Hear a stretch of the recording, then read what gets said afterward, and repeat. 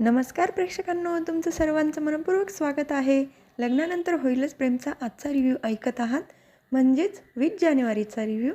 चला मग सुरुवात करूया आजच्या भागाला. सर्वात आधी नंदिनीचे बाबा आणि आई दोघं पण घरी येतात. त्यावेळेला जीवा त्या बायकांशी गप्पा मारत असतो. तर नंदिनीचे बाबा खूप चिडतात. तेव्हा नंदिनीची आई म्हणतात, आता काही बोलू नका, त्यांच्यासमोर उगाच तमाशा होईल आणि सोफ्यावर जाऊन बसा. तितक्यात ते घरात येतात. तर जीवा लगेच तिथून उठतो आणि नंदिनीच्या आईला जागा करून देतो.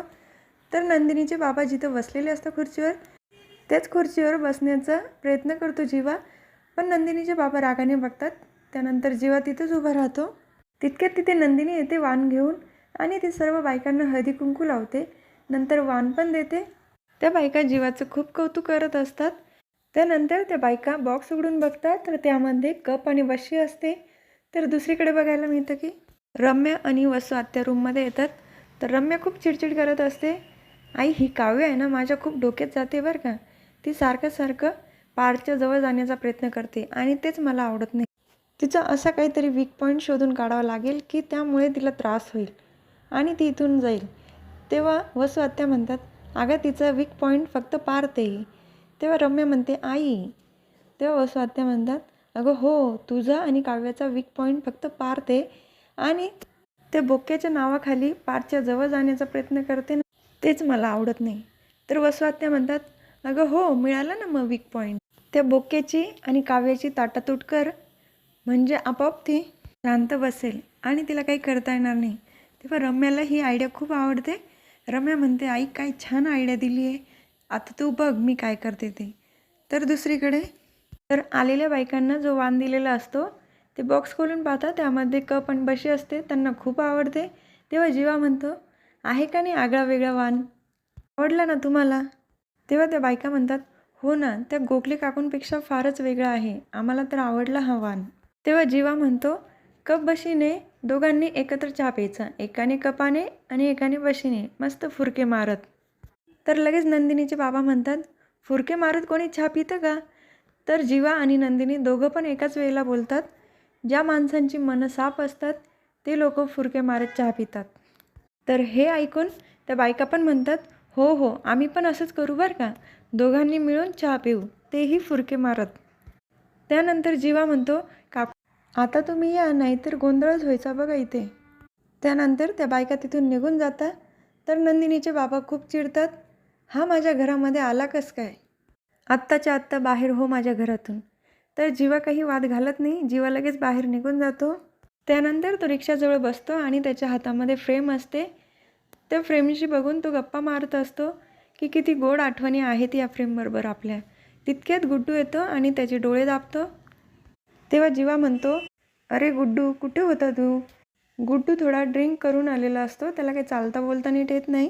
तर जीवा विचारतो, माझ्या सासूबाईंनी तुला गुळपोळी दिली होती, तू कुठे गेला होता, हे काय ड्रिंक पिऊन आला?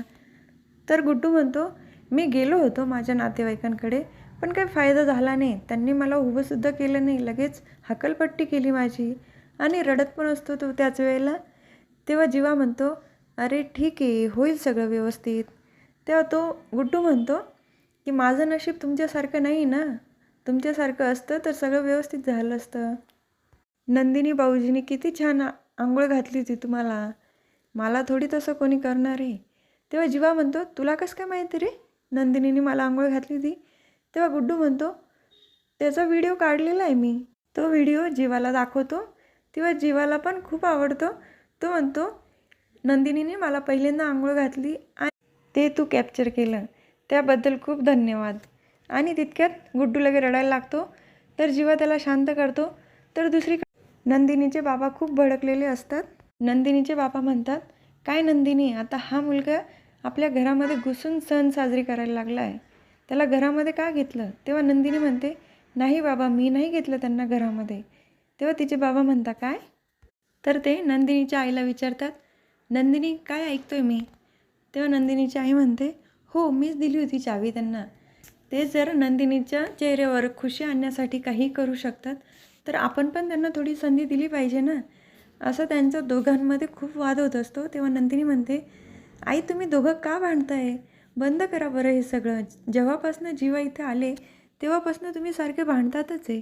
तितक्यात नंदिनीच्या बाबांना एक फोन येतो आणि ते सांगतात की अंघोळीची व्हिडिओ व्हायरल झालेली म्हणून. तर हे ऐकून नंदिनीला तर खूपच राग येतो. त्यानंतर डिलिव्हरी बॉय आलेला असतो जीवाकडे आणि तो म्हणत असतो की मी तिकडे तुमचं पार्सल घेऊन गेलो होतो, तर तिथे मला त्यांनी उभं पण केलं नाही. तुम्हीच आहात जन्माजय देशमुख. तेव्हा जीवा म्हणतो, जन्माजय नाही रे, जन्मजय नाव आहे माझं. हो दे, माझंच पार्सल आहे. तू कशाला गेला तिकडे? ते तसेच आहेत. तर जीवा पार्सल बघतो तर त्यामध्ये पतंग असते आणि त्याच्यावर लिहिलेलं असतं मिस यू छोटे भैया. ती पतंग जीवाला खूप आवडते आणि तो गुड्डूला सांगतो की आपण आता पतंगीचा पण व्हिडिओ काढू. तेव्हा गुड्डू म्हणतो मला काही जमणार नाही. तर तो जीवा म्हणतो मी सांगतो ना तुला कसं करायचं, तू फक्त मोबाईल धरून उभा राहा. त्यानंतर गुड्डू मोबाईल धरून उभा असतो, जीवा समोरच्या बाजूने पतंग धरून उभा असतो. तर तो पतंगीबद्दल आणि पारच्या प्रेमाबद्दल माहिती सांगतो. तशी रील शूट करतो आणि ती त्याला अपलोड करायची असते. पण मोबाईलची बॅटरी लो झालेली असते. गुड्डूच्या हातात मोबाईल देऊन तो पॉवर बँक घ्यायला जातो आणि ते अपलोडिंगला टाकलेली असते. पण गुड्डूला सांगून जातो इकडे तिकडे कुठे हात लावू नको, अपलोड होऊ दे. गुड्डूकडून नकळत आंघोळीची व्हिडिओ अपलोड झालेली असते आणि तितक्यात जीवा येतो तिथे. तो बघणार तितक्यात फोन स्विच ऑफ झालेला असतो आणि जीवा म्हणतो तू इकडे तिकडे हात तर नव्हता लावला ना. तेव्हा लगेच गुड्डू म्हणतो नाही नाही, मी कशाला खोटं बोलेल. तर जीवा म्हणतो बघ आता मज्जा येईल आणि ही रील दादापर्यंत पोचेल. तर दुसरीकडे नंदिनी जीवाची बाजू घेत असते. नंदिनी म्हणते जीवांनी का सणासुदीच्या दिवशी पण बाहेर राहिलं पाहिजे का बाबा? इतक्यात तिचे बाबा म्हणतात तू विसरली का 16 डिसेंबरच्या दिवशी काय झालं? तेव्हा नंदिनी म्हणते बाबा मी काहीही विसरले नाही आहे, पण त्यांनी मला हसवण्यासाठी खूप चांगल्या गोष्टी पण केलेल्या आहेत, त्या पण मला आठवतात. तितक्यात नंदिनीच्या बाबांना फोन येतो. त्यांना समजतं की आंघोळ करताना व्हिडिओ व्हायरल केलेली जीवाने. तर ती व्हिडिओ ते बघ आणि नंदिनीला विचारतात तू त्या दिवशी आंघोळीला पाणी दिलं होतं का जीवाला? तेव्हा नंदिनी विचारते तुम्हाला कसं काय माहिती? दिलं होतं मी. तेव्हा ते व्हिडिओ दाखवतात आणि तिला सांगतात बघ सिंपत्ती मिळवण्यासाठी हा सगळं करतोय, त्याला प्रसिद्धी मिळवायची ना अशी व्हिडिओ टाकून, म्हणून त्यांनी बघ आंघोळ करतानाची व्हिडिओ टाकली. तो मुलगा चांगला नाही मी आधीपासून म्हणत होतो. नंदिनी पण ती व्हिडिओ बघते तर ती खूप चिडलेली असते. तर ती नंदिनी तिच्या बाबांकडे फोन देते आणि जीवाला जाब विचारायला जाते. तर दुसरीकडे फोन चार्ज झालेला असतो आणि जीवा व्हिडिओ बघतो. तर ती आंघोळीची व्हिडिओ अपलोड झालेली असते. गुड्डूवर खूप चिडतो जीवा. ही व्हिडिओ जर त्या चकाचक बाईंनी पाहिली आणि तिच्या वडिलांनी पाहिली तर माझी वाट लागेल. तितक्यात तिथे नंदिनी येते आणि जोरात ओरडते जीवा तुम्ही असं का केले? तुम्ही अजून किती खेळणार आहात माझ्या भावनांशी? किती त्रास देणार आहात तुम्ही अजून मला? आज मी किती खुश होती, मला असं वाटलं होतं की आज माझा आनंदाचा दिवस आहे, पण नाही तुम्ही विरजण घातलंच. का वागलात असं तुम्ही? कोणी केली ती व्हिडिओ अपलोड? तेव्हा जीवा म्हणतो मी नाही केली नंदिनी. तेव्हा नंदिनी म्हणते तुमच्या अकाउंटचा ॲक्सेस कोणाला देऊन ठेवला आहे का तुम्ही? त्यानंतर जीवा म्हणतो हो माझ्याकडनंच झाली अपलोड. त्यानंतर नंदिनी तिथून चिडून निघून जाते. त्यानंतर गुड्डू जीवाच्या पायाशी बसलेला असतो आणि मुझे माफ कर दो म्हणत असतो. पण जीवाला तर काही कळतच नाही. जेवढं आत्तापर्यंत मी कमावलं होतं सगळं गमावल्यासारखं वाटतंय. तर दुसरीकडे काव्या दाखवली, ती छान तयार झालेली असते आणि त्या बोक्याबरोबर गप्पा मारत असते. तुला माहिती आहे का बोकुड्या आज काय आहे ते? देशमुखांचा अवॉर्ड शो आहे आणि आज मला खूप छान तयार व्हायचं आहे कारण शोसाठी जायचं आहे ना. तेव्हा एक काम कर, तू हेडफोन लावून छान गाणे ऐक आणि मी छान तयार होते. तितक्यात तिथे रम्या येते आणि त्या बोक्याकडे बघते कारण तिला तो बोक्का डिस्ट्रॉय करायचा असतो. त्यानंतर काव्या तिथून निघून जाते आणि तो बोक्का कॉटवर असतो. तर रम्या लगेच रूममध्ये येते आणि तो बोक्का उचलते आणि त्याला म्हणते काय रे बोक्का गाणे ऐकतोय, पण तुला माहिती आज तुझं काय होणार आहे? आज मी तुझे छोटे छोटे तुकडे करणार आहे. ते पण कशाने माहिती आहे? सीझरने म्हणजेच कात्रीने. असे कट कट कट. एकदा का तुझे तुकडे झाले ना मग बघते ती काव्या कोणाशी बोलते ते. आजच्या भागात एवढंच. तर पुढील भागात बघायला मिळतं की रम्याने तो बोका रूममध्ये आणलेला असतो आणि तिथे वसू आत्या पण असतात. वसू आत्यांच्या हातामध्ये कातर असते. ते कापणार तितक्यात तिथे पार्थ येतो आणि तो लगेच त्यांना थांबवतो. पार्थला बघून तर रम्या आणि वसू आत्या दोघंही खूप घाबरतात. कारण पार्थने रंगे हात पकडलेलं असतं दोघांना. तर रम्या लगेच सावरासावर करण्याचा प्रयत्न करते. अरे काय ते पार्थ, ती काव्या तुला या बोक्याच्या नावाने त्रास देते ना, म्हणून मी तो बोक्काच आता नष्ट करत होते. त्याच्या मागे फक्त तुला त्रास नको व्हायला एवढाच माझा हेतू आहे. तर लगेच पार्थ म्हणतो, तुला कोणी सांगितलं काव्यात बोक्याबरोबर बोलता त्यामुळे मला त्रास होतो? तुला कोणी सांगितलं काव्याचं वागणं मला त्रास देतं आहे म्हणून? मला काव्याच्या वागण्यामुळे आणि त्या बोक्यामुळे काहीही त्रास होत नाही आहे. उलट मला छान वाटतंय. त्यांचं ते वागणं आवडतंय रम्या मला.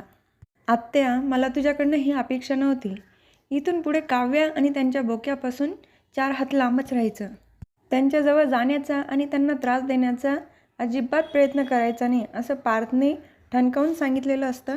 हे ऐकून वसू आत्याची आणि रम्याची तर तारांबळच उडालेली असते. उद्याचा भाग अगदी धमाकेदार असणार आहे, तेव्हा उद्या पण आपला रिव्ह्यू नक्की बघा. उद्या पुन्हा भेटूया लग्नानंतर होईलच प्रेमच्या पुढच्या रिव्ह्यूमध्ये. तर तुम्हाला माझा आजचा रिव्ह्यू आवडला असेल तर माझ्या व्हिडिओला लाईक करा, शेअर करा, सबस्क्राईब करा, बेल आयकॉन दाबायला विसरू नका. Tata, bye bye and take care.